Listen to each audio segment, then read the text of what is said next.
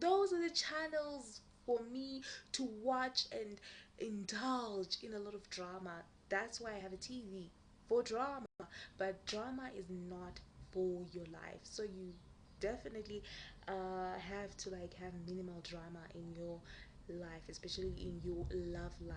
I really do not like it when people come with like these huge stories of whatever they're going through, and I'm like talking shit on this video because I forgot my freaking lines and now acting like a okay.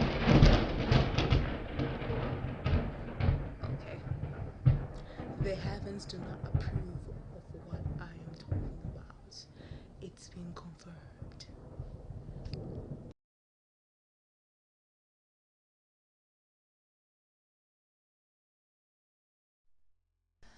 What's up, everybody? Welcome back to another fun-filled episode of the Scholarship Diaries.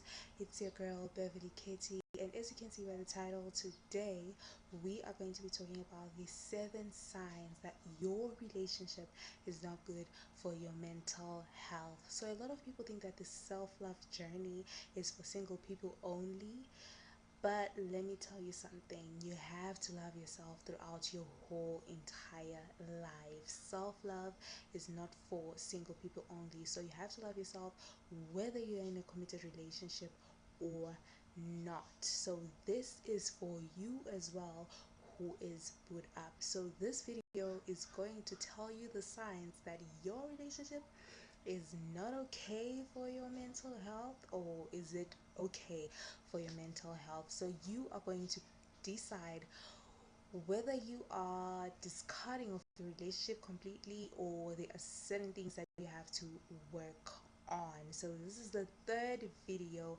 of my self-love bootcamp, and I hope you're going to enjoy it. So let's get right into it. It is the 7 signs that your relationship is not good for your mental health. I've been a fan of New Year's resolutions. I don't know why.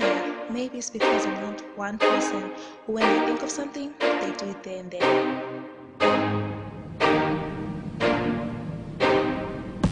What's up, everybody? Welcome to the fun-filled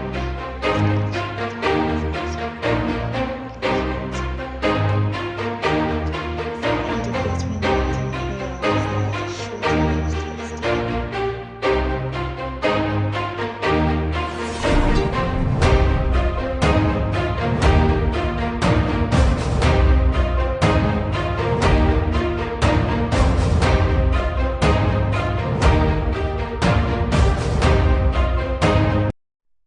So, sign number one is you are having a hard time being your true, authentic self, which is a message that I've been preaching throughout this whole entire mini series. That if you really want to love yourself, you have to be true to who you are, you have to be honest with yourself, and learn to appreciate and love the person that you are and enjoy it. So, if you're having a hard time being your true authentic self in a relationship, then there is a problem. So more often times than not, a lot of people who are in relationships try and change the person that they are with to what they supposedly like. So I'm going to give you classic examples of the personalities that we bump into every day, and try and explain what I'm trying to say, what I mean. Okay, so we usually have like the social butterfly. This person is the life of the party. This person is very social, likes people, likes going to events, very outgoing. And then you have your quiet and reserved person who is just, just quiet, just doesn't talk too much, doesn't socialize a lot, is just down to earth. So I have these two completely different personalities. So there is no right or wrong personalities between these two, according to me and according to everyone who has sense in the entire world.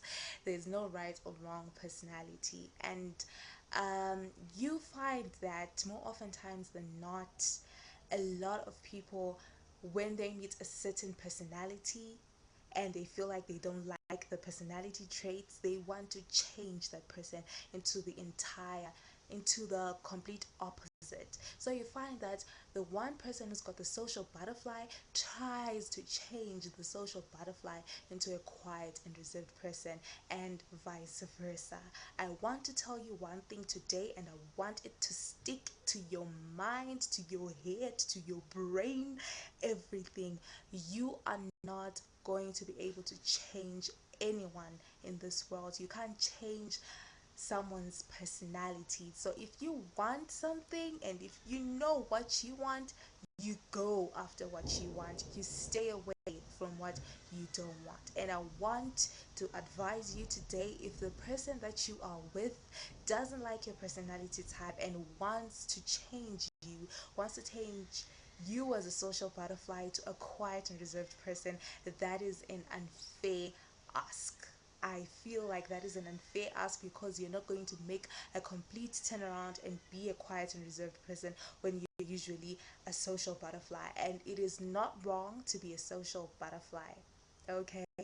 I would listen to a person who wants to change you for the better, who wants to change like the wrong kind of traits. If you are a jealous person, if you are a thief, if you are a moody person 24/7, I would say, okay, those are not good traits, you can change those. But you being a social butterfly, you liking going to church, you loving art, you loving, oh, what else can I say? You loving books, you loving sport. It's not a bad thing, and you mustn't be changed because someone you're with doesn't like those kind of things. So that is your first sign. If that is happening in your relationship, then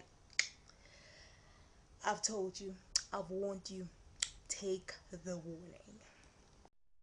Number two would be drama is the new norm in your life.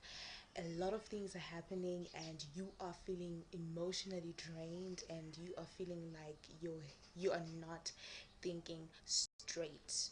A lot of people would say they love drama. They say they would really love for things to like be shaken up a little bit, and it's exciting and it gives you life. But I tend to disagree. I think it should be kept to minimal doses, because your love life is not going to be smooth sailing for your whole entire life. I understand that. But I feel like drama should be at its minimum. I am not a fan of drama, and for all those who aren't a fan of drama, it should be kept to a minimum in your love life. That is why we have TV, that is why we have CBS drama, Zansi Magic, Fox, AMC, what's this other one, E Entertainment, for that drama. That's why we watch reality shows, for the drama. Drama belongs to the TV, not in your life. You certainly do not need an ex or a baby mama or whatever, like baby mama drama, ex drama, abortions, and the unexpected pregnancies from this other person that you don't even know, cheating and all that, and lying and schemes and murderous texts. You do not need that in your life. It should be kept to a minimum. So if there's a lot of drama that you yourself can't even handle, and you are always tossing and turning on your bed because of the person that you are in love with or the person that you are in a relationship with, well, that is not good for your mental health. You are going to be so emotionally drained. You are going to be a zombie on this planet, while a zombie in the middle of human beings. We do not want that. We want you to be the best that you can be, and you can never be the best that you can be with drama. Okay? So zero drama. They're like, you know what? Just forget it. No drama, okay? Sign number three would be the survival of the relationship lies in your hands, okay? You are the person who is always putting the most effort for your relationship to thrive. It's like you're in it alone, It's like you have enough love for the both of you. You are doing everything for the both of you, of which it is not healthy. A relationship is a two-way street, and you must work together to make it work. You can't work alone. You can't convince anybody of anything that they don't want to do. You just can't do it alone, okay? So if you find yourself being the one who's always pouring the love, who's always putting a lot of effort, who's always driving the car, then there is something wrong. It's going to leave you super emotionally drained. It is going to take a lot of your time. It is going to make you forget about yourself. You are going to start living for this relationship, which is not healthy. We need you. We need you in this life. We need a bit of you, and if we can't find that, then there is a problem. If you are non-existent, if you are, how can I explain it, like you are just a person that is walking, but your soul is dedicated to the relationship, and it's like we do not have you. Okay, we don't have you on this earth. We just have your body walking along the streets. We just meet it, but we don't really get you, because you are fully consumed in making a relationship work by yourself, and the person who you are with is totally benefiting from all your hard work. And it's not even like just benefiting, it's just draining, it's like sucking the life out of you. You know, it's like for you to be in this relationship, it feels like you're pulling teeth. It's just like this impossible task that is laying on your shoulders. Like you feel like this heavy weight, and you're just not there. So if that is happening in your relationship, then well, let me tell you something. It is not healthy. It is a bad sign. So see what to do. So sign number 4 would be family and friends are taking a major backseat in your life. It's like they're no longer a part of your life anymore. You are just really concentrating on this person that you are in a relationship with, and you find yourself more oftentimes than not in a position where you have to choose between the two, which is an unfair position to be put in, because these two people like are really important to you in almost like the same level, not completely the same, but almost like the same level, and you really can't choose between the people that you've been with your entire life and this person that you're trying to probably have a future with. So if you find yourself being manipulated or being forced by the person that you're in a relationship with to like stay away and not be involved as much as you were with your family and friends, it is not a good sign. You must ask yourself why, because these people are very important to you, and what is important to you must be important to the person who is in a relationship with you. I definitely do not buy the story of wanting you all to yourself. Like, what the hell is that? And I think this is very, very important to those who are not married yet, of which I know they are the majority of my subscribers. If you're not married yet, family and friends are very important. Well, after marriage, it's a little bit different, because the person that you are in a committed relationship with becomes your family. So before you get married, they are not your family yet, and they can't take you away from your biological family, because your biological family means a lot to you. You've been through a lot together. Blood is thicker than water, as you know. So they shouldn't like stray you away from your family and try and make you backstab your family, but in indirect ways. It happens. It happens. Don't be like, there's nobody who can do that. There are people who can do that. They can make you backstab your family in indirect ways and just take you away from your family. And those kind of people are not the people that you want to be in a relationship anyways, in a relationship with anyways because they have ulterior motives. And just be careful. I just want to tell you that just be careful of this. It is not a direct thing, it can really happen indirectly. And if you just feel like your family and friends have been like trying to hint that, you know what, we haven't been seeing a lot of you lately, or you've changed, not for the better but for the worse, you really have to sit down and start thinking about your relationship. What is it doing to you and your family's relationship? Sometimes these people that we meet and get into a relationship with have ulterior motives, and they do not always have our best interests at heart. So this is something to really think about. So that is sign number 4.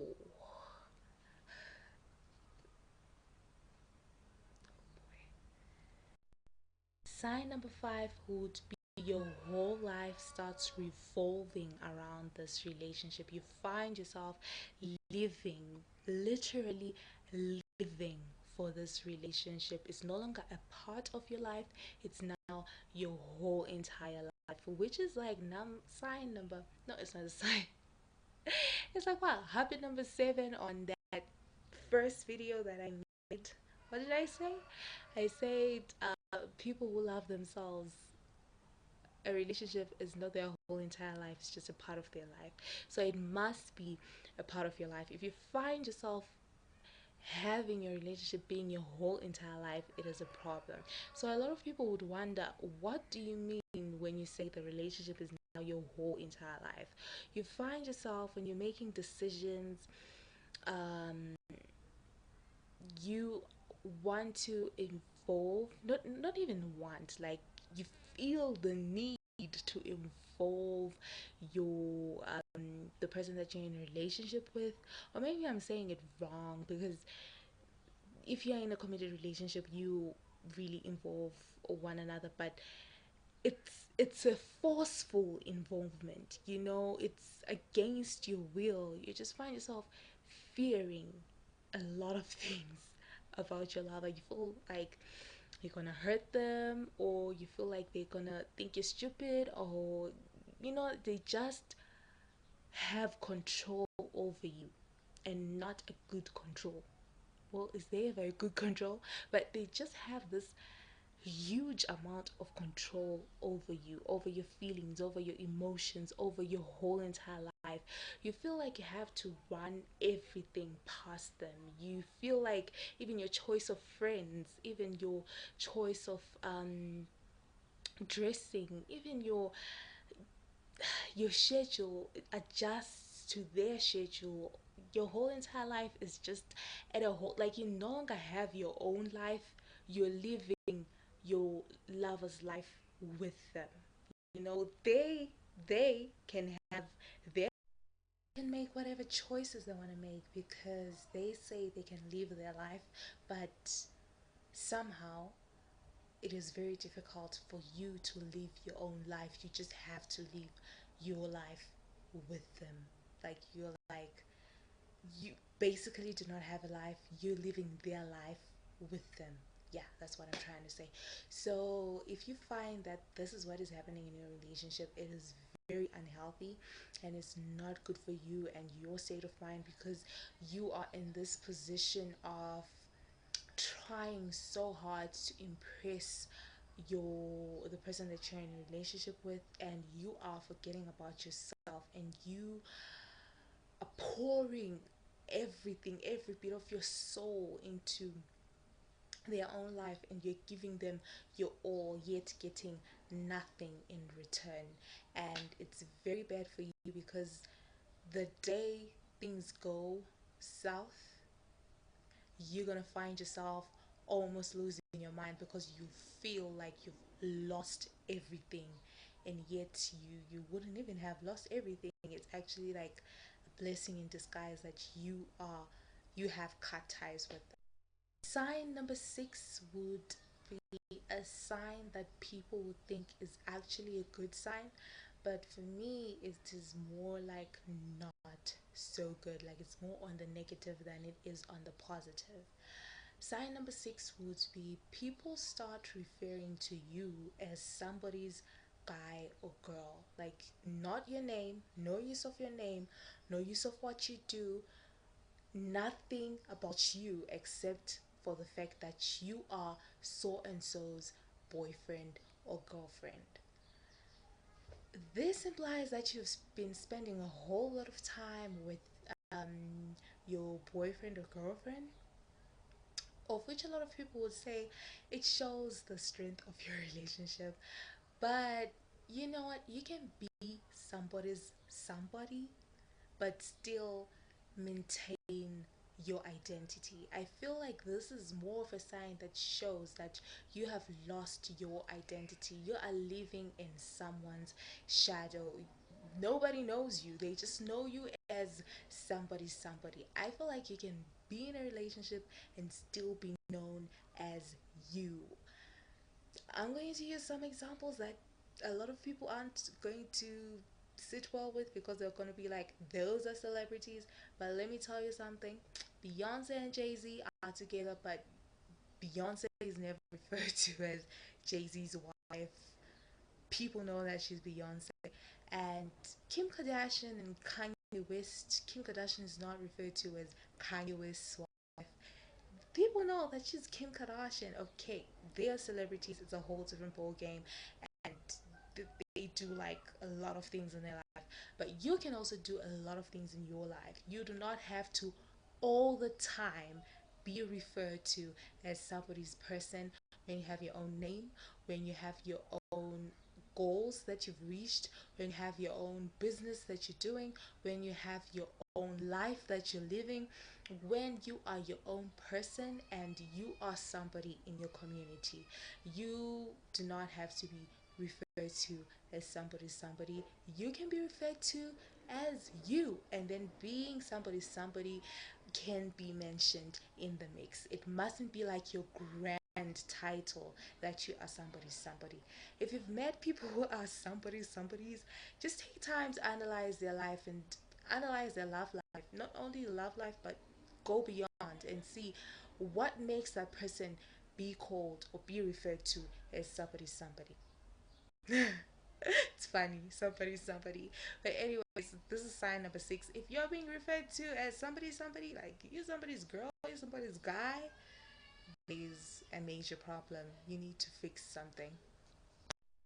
So number seven would be you're being manipulated and slowly turned into a perfect specimen of a boyfriend slash girlfriend. So a lot of people really do not realize that they're being manipulated because it doesn't come out as direct as they would want it to be. There are so many ways of there's so many indirect ways of manipulating a person. So if you ever feel like you've been guilt tripped, if there's ever a word, like if you feel like you've been made feel guilty for not doing something that your lover wanted, or you often hear the words, if you love me you would do ABCD, and most of those things are things that you aren't comfortable with, then you're being manipulated. You find yourself thinking a lot about how you made your lover feel, if you hurt them and you feel so guilty. That's when you know that you've been manipulated, and more often times than not those things are done so that this person that you're with creates the ideal person that they have in their mind, because a lot of people really don't fall for the person. Sometimes they fall for the idea of the person, or they fall for the outside appearance. So when once they get to know you and get to know that you do not have certain things that they would want in a person, they try and create that person out of you. So I want to tell you this, you mustn't compromise. Okay, relationships are all about compromise most of the time, but there's certain things that aren't supposed to compromise. You aren't supposed to compromise your morals, your values, your beliefs, your you mustn't change your personality. What else can I say? Like, you mustn't change like the important things, like things that are very important to you and true to you, and you believe that they can take you to greater heights. You definitely mustn't compromise those, because you're not even, especially when you're not certain of the longevity of the relationship, because sometimes we may meet somebody and think, oh my goodness, this is the person, this is the one, and we're going to be with them for a very long time. But it doesn't happen that way. So you really are not certain of this person being in your life like forever. It's so different like from family. Like, blood is bigger than water. They are with you forever till the day die. But it changes once you get married. It's more of a longer commitment that is signed down and confirmed. So please do not compromise. I want to tell you this again: do not compromise who you are for somebody else. Just be true to yourself. Come to the end of my video. Thank you so much for watching. I hope the information that I had today was very helpful to you, or if you feel that it can help a friend, please share. So please like, share, subscribe, and comment on the comment box down below. I would greatly appreciate it. Thank you so much for watching, and stay tuned for the following video. I don't know what it will be. Maybe it will be the last self-love video. I'm not sure, but please stay tuned. And I've just realized that this is the last video of the year 2020. So I'm going to see you in my next video in the year 2021. Thank you so much for watching. I love you, and that will never change. Please subscribe and share with friends, and let's grow the Scarlet Cherry Diaries family. Thank you so much for being part of this family. I'll keep on saying thank you, because you know what? I'm grateful and appreciative for your support, and I love you. Thank you so much. See you on my next one.